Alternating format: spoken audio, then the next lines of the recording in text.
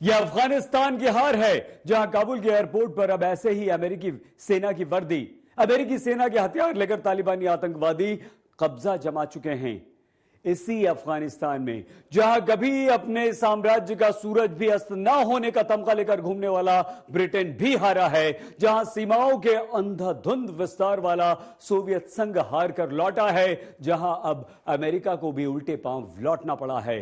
मतलब यह हुआ कि तीन महाशक्तियां जहां जीत नहीं पाई, वो अफगानिस्तान कैसे 31 अगस्त की तारीख में अपनी हार की दस्तक को महसूस करता है। यह अफगानिस्तान की हार है। आज आप भी इसे देखिए।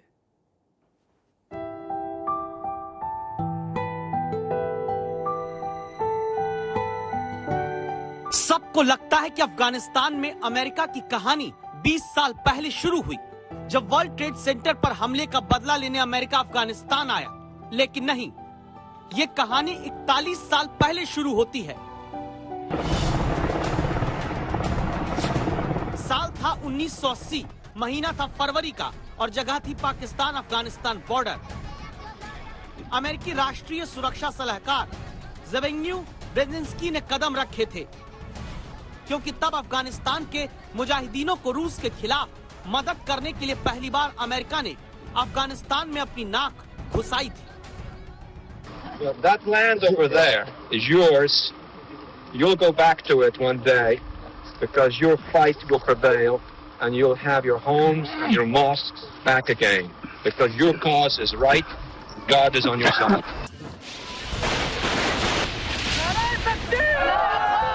4 दशक पहले अफगानिस्तान में अमेरिका ने मुजाहिदीनों को पैसा और हथियार रूस को नेस्तनाबूद करने के लिए दिया। Have you bought many guns? Yes. For Afghanistan? Yes, many guns. How many? About 30,000. 30,000? Yes. That's a lot of rupees. Where does the money come from? This come America. From America? Yes.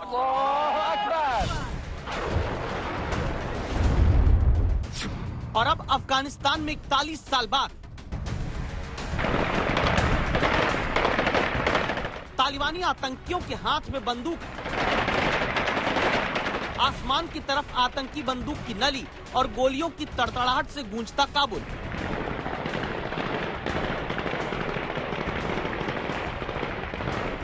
चारों तरफ गोलियों की बौछार और यह आवाज अफगानिस्तान को आतंक के हाथों सौंप कर चले गए उस सुपर पावर की हार है, जो अमेरिका अफगानिस्तान से हटने की तालिबान की दी डेडलाइन से 12 घंटे पहले जमीन छोड़ देता है और तालिबानी आतंकी संगठन के आगे 10 दिन की और मोहलत तक नहीं अपने लोगों के लिए मांग पाता। There's a lot of heartbreak associated with this departure. We did not get everybody out that we wanted to get out. But I think if we'd stayed another 10 days, Louis, we wouldn't have gotten everybody out that we wanted to get out. तो क्यों ना ये कहें कि दुनिया का सबसे शक्तिशाली कहा जाने वाला देश, जिसके पास सबसे आधुनिक सेना है, सबसे आधुनिक टेक्नोलॉजी और सबसे आधुनिक वायुसेना भी, उसका अफगानिस्तान से लौटता जहाज अमेरिका के युद्ध के क्षेत्र में रणछोड़ होने की नई गवाही है।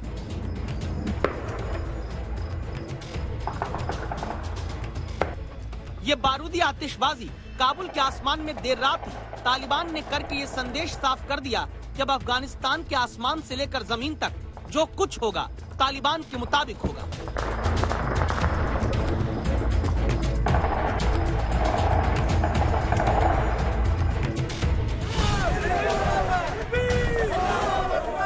जैसे ही अमेरिका के आखिरी सैनिक के तौर पर मेजर जनरल क्रिस डोनाहू अफगानिस्तान की जमीन छोड़ रहे अमेरिका के आखिरी C-17 विमान में सवार होकर निकलते हैं,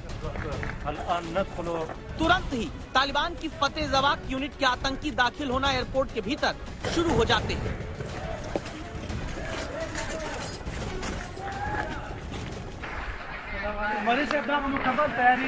माशाल्लाह अल्हम्दुलिल्लाह हाजी मौलवी साहब دا مجاهدین څه پیغام لري؟ مجاهدین پیغام دا دی چې ټکان مه کوئ، تیاری مارې د څه خراب نه زیاده کړو، د مسلمانانو تیاری چې الله پاک اشغال ختم کړي الحمدلله.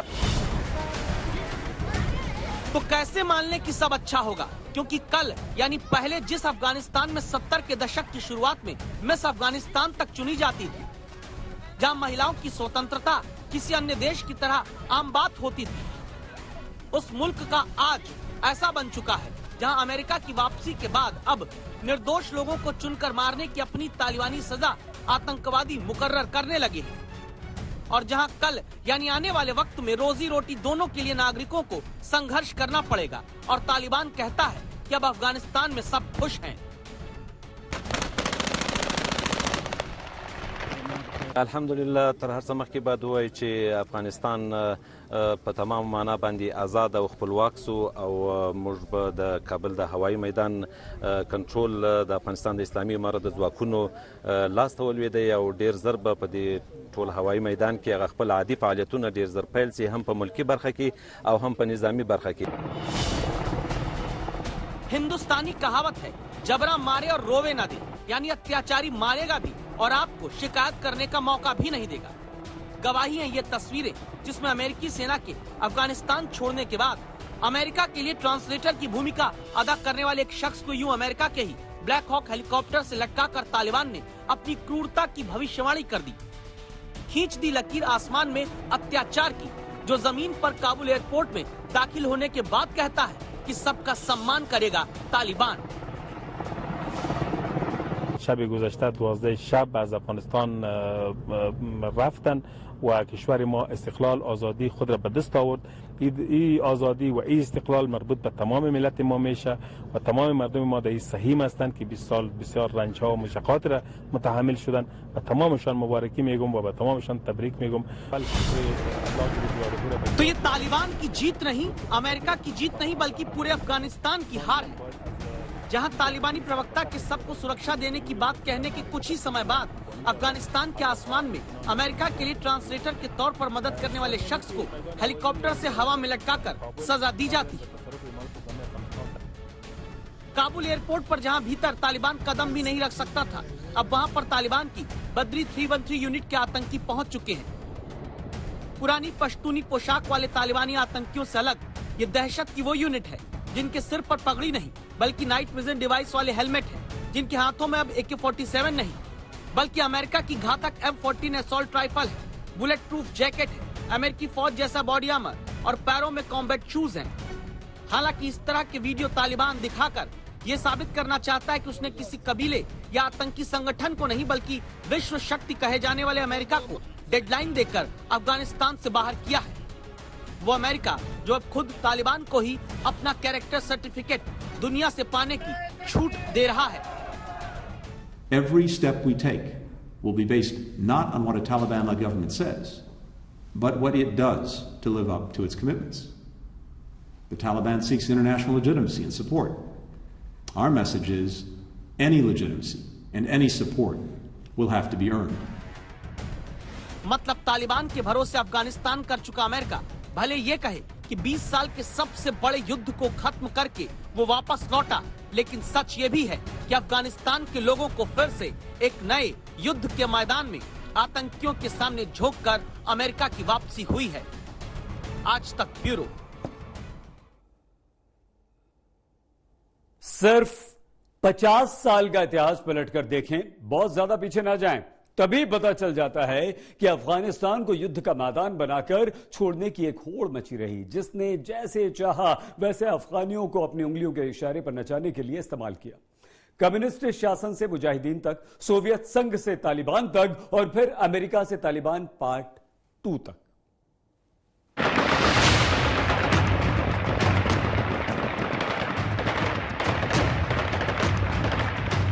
ये आज की अफगानिस्तान की तस्वीर है, जहां तालिबान है, तालिबानियों की अपनी स्टाइल में जीत हासिल करने की घोषणा है। लेकिन अफगानिस्तान एक देश के तौर पर हारा है, जो हमेशा युद्ध का मैदान बनाकर छोड़ा गया। सिर्फ 50 साल का इतिहास अफगानिस्तान का पलट कर देखें तो ये 49 साल पहले अफगानिस्तान की तस्वीर है। 1972 का ये वो साल जब किसी यूरोप के देश की तरह आधुनिकता अफगानिस्तान की पहचान हुआ करती थी। लेकिन 80 का दशक शुरू होने से ठीक पहले 1979 में अफगानिस्तान के कम्युनिस्ट शासन के खिलाफ में मुजाहिदीन यानी जिहाद के नाम पर युद्ध लड़ने वालों के साथ संघर्ष में युद्ध का मैदान अफगानिस्तान बनने लगता है।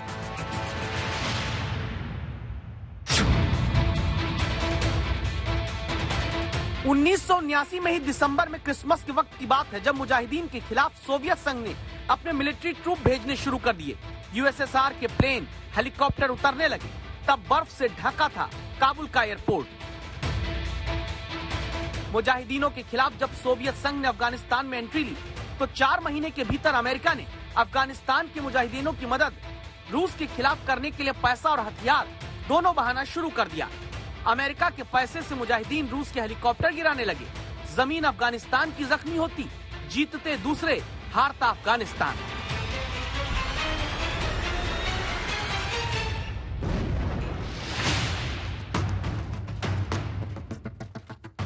उन्नीस में मिखाइल गोर्बाचेव के नेतृत्व में सोवियत संघ ने अफगानिस्तान छोड़ने का फैसला किया। अब 21वीं सदी के 21वें साल में अमेरिका के अफगानिस्तान छोड़ने की तस्वीरों को याद करते हुए देखिए 34 साल पुराना ये वीडियो, जब सोवियत संघ के सैनिक अफगानिस्तान की जमीन छोड़कर जा रहे थे। जनता उनकी विदाई हाथ हिलाकर कर रही थी। सोवियत की जमीन छोड़ने पर भी अफगानिस्तान की जीत नहीं हुई, क्योंकि सोवियत संघ गया तो मुजाहिदीन इस्लामिक देश बनाने लगे। 24 अप्रैल 1992 को काबुल तक जिहाद के नाम पर अपनी धर्म की लड़ाई बताने वाले दहशतगर्द मुजाहिदीनों ने काबुल तक आकर कब्जा कर लिया। ध्यान रखिएगा, यह तालिबान नहीं बल्कि 29 साल पहले अफगानिस्तान के सीने पर आतंक की चढ़ाई करने वाले मुजाहिदीन हैं, जो राष्ट्रपति भवन तक दाखिल हुए तो यूं बेड के गद्दों पर कूदने लगे। लेकिन इसके बाद भी अफगानिस्तान में शांति नहीं आई। अफगानिस्तान जीता नहीं, क्योंकि मुजाहिदीन आए तो फिर अफगानिस्तान की हार का जिम्मेदार बने इस्लाम के नाम पर अपनी अपनी सत्ता चलाने की चाहत रखने वाले संगठन, जो अफगानिस्तान की जमीन पर आपस में ही लड़ने लगे।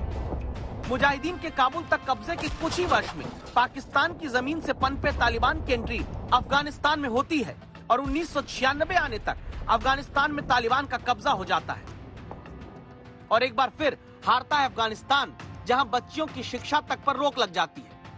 जिस अफगानिस्तान ने ब्रिटेन से लेकर रूस तक को अपनी जमीन से हार कर जाते देखा, वो अफगानिस्तान खुद कभी अपने लिए जीत नहीं पाया। अब दोबारा 20 साल बाद जाकर अफगानिस्तान अपनी ही जमीन पर हार गया, क्योंकि अमेरिका की वापसी ने तालिबान के हवाले अफगानिस्तान कर दिया।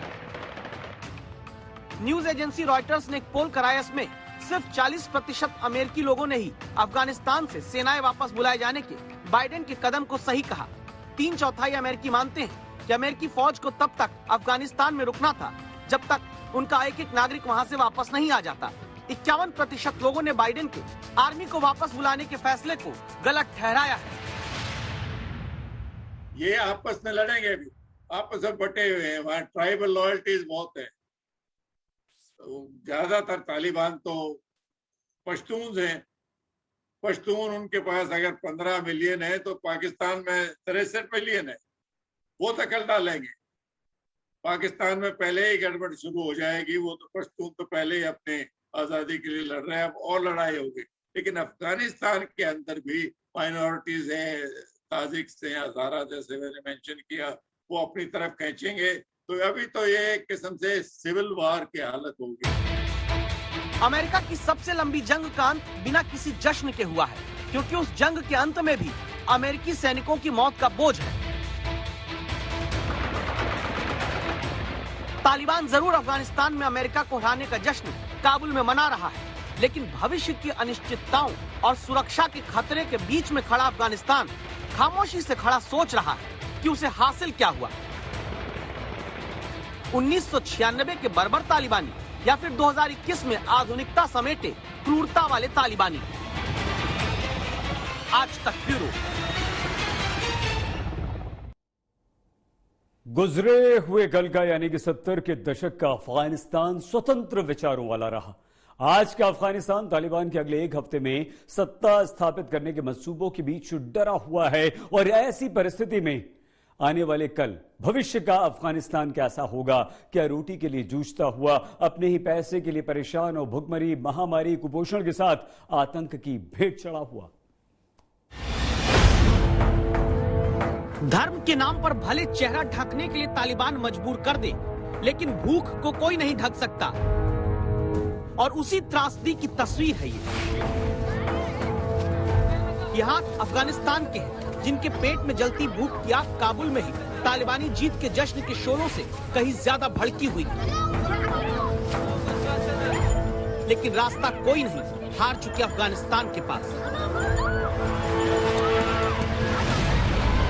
अफगानी रोटी के एक एक पैकेट को पाने के लिए छिड़ी इस जंग से बड़ी लड़ाई कौन हो सकती है। जब महिलाएं रोटी के पैकेट हाथ फैलाकर इस गाड़ी के सामने से ले पाती हैं, तो एक बच्चा दिखता है जो अपनी पेट की आग बुझाने के लिए लड़ने को लाचार छोड़े गए अफगानिस्तानी नागरिकों की भूख के दबाव वाली भीड़ में दब जाता है। बच्चों को गोद में लेकर खाने का एक एक पैकेट पाने के लिए जूझता अफगानिस्तान लेकर कौन जीत लेगा अपनी लड़ाई, फिर चाहे वो धर्म की हो या अधर्म की। अफगानिस्तान के बच्चों को खाने के एक एक दाने के लिए मोहताज बनाकर सत्ता और संप्रभुता की बात करने वाले तालिबान के राज में 31 अगस्त की तारीख इतिहास में दर्ज हो गई है, जहां 72% आबादी गरीबी रेखा से नीचे है। 90% आबादी दिन के $2 भी नहीं कमा पाती और 50 लाख से ज्यादा बच्चों पर भूखमरी का संकट माना जा रहा है। हालत ये कि जब अमेरिका समेत 60 से ज्यादा देश अफगानिस्तान की आर्थिक मदद रोक चुके हैं, जब विश्व बैंक भी अफगानिस्तान के मुख्य बैंक के विदेशी मुद्रा भंडार को फ्रीज कर चुका है, तब अफगानी नागरिक अपना पैसा तक पाने के लिए दिन भर बैंकों के बाहर यूं लाइन में खड़े रहते हैं। तो फिर 31 अगस्त के बाद जब कोई पूछे कि तालिबान जीता या अमेरिका, तो जवाब होगा हार गया अफगानिस्तान। आज तक ब्यूरो।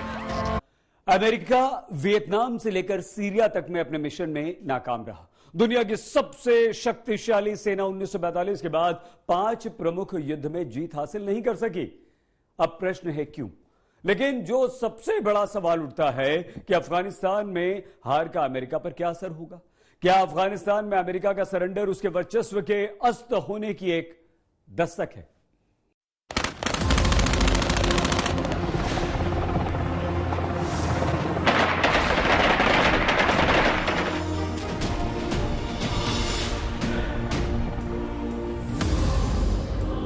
अमेरिका बेआबरू होकर अफगानिस्तान से क्या निकला, तालिबान बेरहमी पर उतर आया, मानो वो अमेरिका को चिढ़ा रहा हो।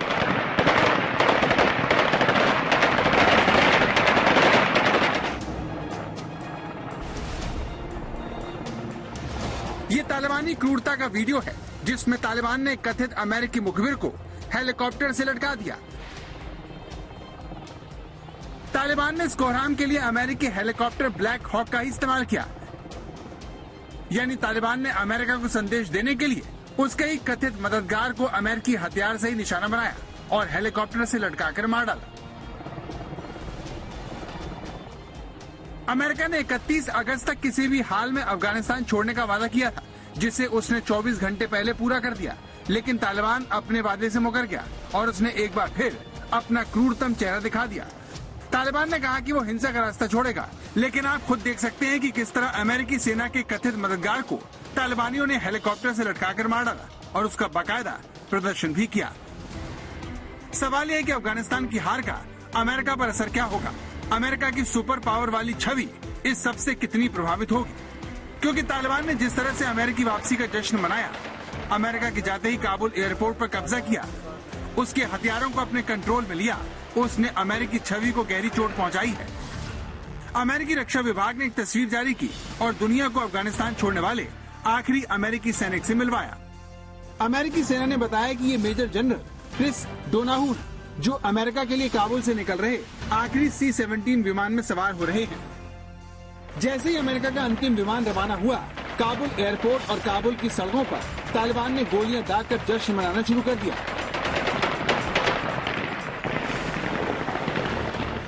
20 साल पहले अमेरिका भले ही अल-कायदा के खात्मे के लिए अफगानिस्तान आया हो, लेकिन ये बात किसी से छिपी नहीं है कि उसका असल मकसद सेंट्रल एशिया में चीन और रूस के दखल पर लगाम लगाना था, लेकिन वो अपने मकसद में नाकाम रहा।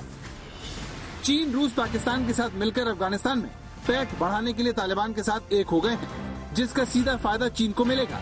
चीन की नजर अफगानिस्तान की खनिज संपदा पर है, जिसके लिए वो तालिबान को मान्यता दे चुका है, तालिबान के नेताओं से मिल चुका है और अब खुलकर तालिबान की तरफदारी करना भी शुरू कर दिया है। चीन ने अमेरिका को तालिबान की मदद करने की नसीहत दी। चीनी विदेश मंत्री ने अमेरिकी विदेश मंत्री से फोन पर बात की और कहा कि अफगानिस्तान की पूरी स्थिति बदल गई है। ऐसे में सभी पक्षों का तालिबान से संपर्क करना और इसे सक्रिय रूप से राह दिखाना आवश्यक हो गया है। चीन यही नहीं रुका और उसने अमेरिका को आतंकवाद और हिंसा से लड़ने में अफगानिस्तान की मदद के लिए कदम उठाने की नसीहत भी दी। लेकिन जो तालिबान दुनिया में आतंक का पर्याय हो, उस पर चीन की तरफ से एक भी शब्द नहीं कहा गया। चीन को ये ताकत अमेरिकी कमजोरी की वजह से मिली, जो तालिबान की ताकत भांपने में नाकाम रहा। इसी बात पर जो बाइडेन घर में ही गिर गए हैं। It's a terrible time for our country.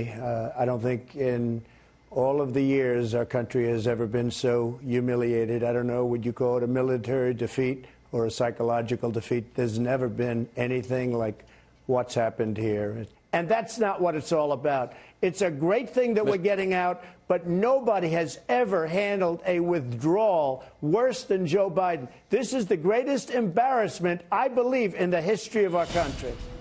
Kabul में जिस तरह से खुफिया एजेंसियों की चेतावनी के बावजूद आतंकवादी हमला हुआ और अमेरिकी सैनिक मारे गए, उसने अमेरिकी सेना पर एक बार फिर सवालिया निशान लगा दिया है। चीन इसका जमकर फायदा उठा रहा है, जबकि अमेरिका अफगानिस्तान से आने वाली ताज़ा तस्वीरों से घिरता जा रहा है। ये देखिए, जैसे ही अमेरिका का आखिरी विमान काबुल से उड़ा, तालिबानी लड़ाके आधी रात में ही काबुल एयरपोर्ट के भीतर दाखिल होने लगे। Thanks be to Allah. The planes are all parked there. We have entered the ground of the airport. There is no problem. My message is to have no worries. Everything is going fine. अब तालिबानी Badri 313 force के commando को आप Kabul airport के hanger में दाखिल होते हुए देख सकते हैं, जो वहां खड़े चिनूक हेलीकॉप्टर को नजदीक से देखने लगे। We're here right now with the Taliban as they enter into the what was only minutes ago was an American-controlled portion of the military airport. Now they're taking over.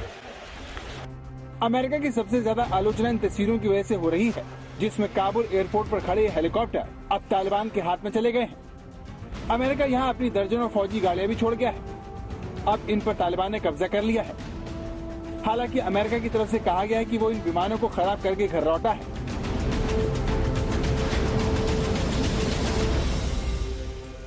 America भले ही इन हथियारों को बेकार कर गया हो, लेकिन जाने अनजाने में इसका फायदा चीन को होगा, जिससे इन्हें इस्तेमाल लायक बनाने की जिम्मेदारी तालिबान सौंप सकता है। चीन रिवर्स इंजीनियरिंग में माहिर है, तो कुल मिलाकर अफगानिस्तान अमेरिका का सरेंडर उसकी छवि और रुतबे को गहरी चोट पहुंचाएगा। अमेरिका 20 साल तक यहाँ प्रयास करता रहा। ये सबसे लंबा युद्ध था अमेरिकी भूमि के बाहर। अमेरिका का 20 साल तक प्रयास करता रहा और उस प्रयास के बावजूद अमेरिका को कुल मिलाकर लेखा जोखा करें, तराजू में तोलें तो कोई ज़्यादा सफलता नहीं मिली है। और इसके साथ ही जिस तरह से अमेरिका अपने हथियार, अपने बड़ी बड़ी तोपें और चीज़ें छोड़ करके वहाँ से जल्दी में गया है, बिना अफ़गानिस्तान के सत्तांतरण की एक प्रक्रिया पूरी करने की। कहीं भी मिलिट्री आती जाती है तो एक प्रक्रिया के अनुसार सत्ता का हस्तांतरण होता है, विड्रॉल होता है। वो प्रक्रिया नहीं की गई। इससे अब अमेरिका सुपर पावर के बजाय मिनी पावर, जैसा कि साले ने कहा, वो बनने की कगार पर है। चीन के लिए अफगानिस्तान के हालात लॉटरी निकलने जैसे हैं, क्योंकि अमेरिका के निकल जाने से चीन को अफगानिस्तान के जरिए खाड़ी के देशों में जाने का रास्ता मिल जाएगा। अमेरिका से तनाव में चीन की सबसे बड़ी चिंता उसकी एनर्जी सप्लाई को लेकर थी। दक्षिण चीन सागर में पहले ही अमेरिका ने चीन की घेराबंदी की हुई है, इसीलिए चीन अफगानिस्तान के जरिए खाड़ी के देशों तक पहुंचना चाहता है। तालिबान से समझौता करके चीन इस काम को अंजाम दे सकता है, क्योंकि चीन अफगानिस्तान होते हुए ईरान पहुंचेगा और सीधे फारस की खाड़ी से जुड़ जाएगा। ये सब इसलिए हुआ क्योंकि अमेरिका का मिशन अफगानिस्तान फेल हो गया। अब सवाल ये है कि इस चुनौती से अमेरिका आखिर निपटेगा कैसे। आज तक ब्यूरो। अमेरिका अब अफगानिस्तान से बाहर जा चुका है। तालिबान से लेकर अलकायदा तक के आतंकवादियों पर लगाम लगाने वाला कोई नहीं बचा है और तालिबान भी साफ कह चुका है कि आज के बाद अफगानिस्तान पर अमेरिकी हमला उसे कतई बर्दाश्त नहीं होगा। लेकिन जानकार विशेषज्ञ ये बताते हैं और मानते हैं कि अमेरिका की विदाई से अफगानिस्तान आतंक और आतंकवाद का एक बहुत बड़ा अड्डा बन जाएगा।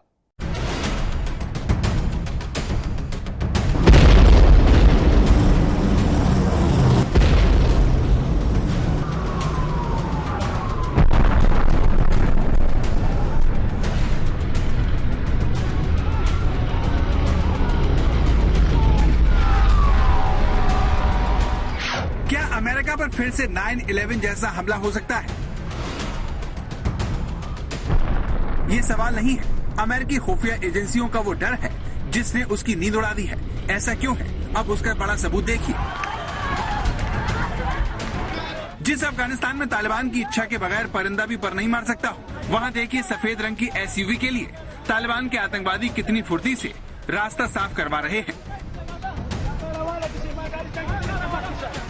ऐसा क्यों है? इसका जवाब इस गाड़ी में बैठा ये शख्स है जो हाथ उठाकर लोगों का अभिवादन कर रहा है। जैसे ही अपनी गाड़ी का शीशा खोलता है, लोग इसका हाथ चूमने लगते हैं।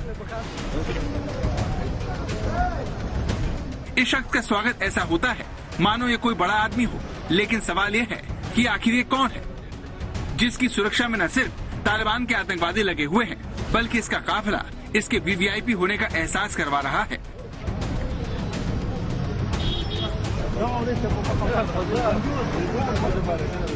अफगानिस्तान में खूंखार आतंकवादियों की घर वापसी होना शुरू हो गई है। अफगानिस्तान में अलकायदा का प्रमुख नेता अमीन उल हक नांगरहार राज्य के अपने गांव में लौट चुका है। अमीन उल हक अलकायदा के पूर्व मुखिया ओसामा बिन लादेन का सहयोगी रहा है। अमीन उल हक को अमेरिका ने साल 2001 में ग्लोबल आतंकवादियों की लिस्ट में शामिल किया था, जिसके अफगानिस्तान लौटने से अलकायदा मजबूत होगा। ओसामा बिन लादेन को भले ही अमेरिका ने 10 साल पहले मार गिराया हो, लेकिन उसके करीबी का रुतबा अफगानिस्तान में रत्ती भर भी कम नहीं हुआ है। इन्हीं तस्वीरों ने अमेरिका और उसके सहयोगी देशों को परेशान कर दिया है। ब्रिटेन के रक्षा मंत्री बेन वेलेस पहले ही कह चुके हैं कि तालिबान के कब्जे वाला अफगानिस्तान अलकायदा जैसे आतंकवादियों के लिए स्वर्ग साबित हो सकता है। इससे वहाँ पर अलकायदा की वापसी भी हो सकती है।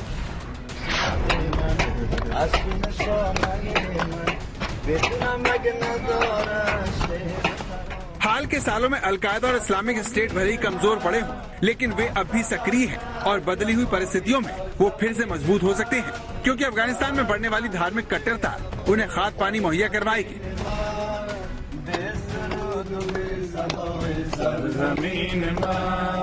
अफगानिस्तान में आतंक के खेल में फिलहाल तालिबान सबसे बड़ा खिलाड़ी बनकर उभरा है। इसके बाद अलकायदा का नंबर है, जो अलग अलग देशों के जिहादियों का एक समूह है और अपने नेटवर्क को फिर से खड़ा करना चाहता है।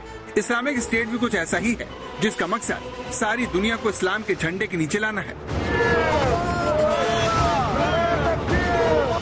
लेकिन फिर भी वो अलकायदा और तालिबान का दुश्मन है, मगर तालिबान का कट्टर शासन उसकी ताकत में इजाफा ही करेगा, जिसका असर आसपास के देशों के अलावा सारी दुनिया पर होगा।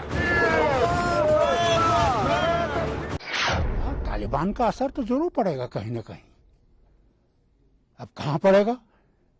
कितना अमेरिका पे पड़ेगा, कितना रूस पे पड़ेगा, कितना चीन पे पड़ेगा, क्या पता। तालिबान के राज में सारी दुनिया अफगानिस्तान की महिलाओं के लिए फिक्रमंद है, लेकिन तालिबान की ये सोच किस तरह से सारी दुनिया की महिलाओं के लिए खतरा बन गई है, उसका एहसास आपको पाकिस्तान के पूर्व क्रिकेटर शाहिद अफरीदी करवाएंगे, जो खुलकर तालिबान की वकालत में लग गए हैं। तालिबान आए हैं और बड़े पॉजिटिव फ्रेम ऑफ माइंड के साथ आए हैं। ये चीज हमें पहले नजर नहीं है और माशाल्लाह ये चीजें बड़ी जबरदस्त पॉजिटिविटी की तरफ चीजें नजर आ रही हैं। ये लेडीज को काम करने की इजाजत, पॉलिटिक्स में बाकी जॉब्स की तरफ उनको मतलब इजाजत है। एंड देन क्रिकेट को सपोर्ट कर रहे हैं। क्रिकेट सीरीज हो जाती है, श्रीलंका में मणिपुर की सिचुएशन ठीक है। शाहिद अफरीदी का बयान उस वक्त आया है जब सारा पाकिस्तान अपनी एक बेटी के सार्वजनिक शोषण से हैरान है। 14 अगस्त को लाहौर में सैकड़ों लोगों की एक भीड़ एक टिकटॉक स्टार को देखकर जानवर बन गई और भीड़ ने उसके कपड़े फाड़ दिए। इस घटना से सारे पाकिस्तान में खूब हंगामा हुआ, लेकिन इस वारदात की सोच के लिए जिम्मेदार लोगों का बचाव करना पाकिस्तान में फैशन बन गया है। असल गुलामी से ज्यादा बुरी ज़हनी गुलामी है। ज़हनी गुलामी की जंजीरें तोड़ना ज्यादा मुश्किल होता है। जो अभी अफगानिस्तान में गुलामी की जंजीरें तो तोड़ दी उन्होंने, लेकिन जो ज़हनी गुलामी की जंजीरें वो नहीं टूटती। पाकिस्तान से आने वाले ऐसे ही सुरों ने दुनिया समेत भारत को भी चिंता में डाल दिया है, क्योंकि तालिबान के आने और पाकिस्तान में कट्टरता बढ़ने से वहाँ पर पल रहे आतंकवादी संगठनों का हौसला बढ़ेगा, जो इस्लाम के नाम पर दुनिया को जला सकते हैं। आतंकवाद आप सिर्फ नेबरहुड में फैला सकते हो, क्योंकि बाहर मुल्कों में इन हथियार को ले जाना आसान नहीं है। कहीं भी आप एंट्री करोगे, हथियार तो आपको वैसे भी मिल जाते हैं। पहले भारत पर इन्होंने जब आतंकवाद बढ़ाया था जिहादिस्ट ने 1991-92 में सोवियत यूनियन के निकलने के बाद, हथियार तो उस वक्त भी कम नहीं थे। पाकिस्तान की फौज देती थी इनको, आज भी दे सकती है। पिछले कुछ दिनों में सारी दुनिया अफगानिस्तान में तालिबान राज का ट्रेलर देख चुकी है। अमेरिका वहां से जा चुका है और आतंक को खुली छूट मिल गई है। आज तक ब्यूरो। दर्शक में आज के लिए बस इतना ही। अपना प्लीज बहुत ख्याल रखिएगा। देखते रहिए आज तक।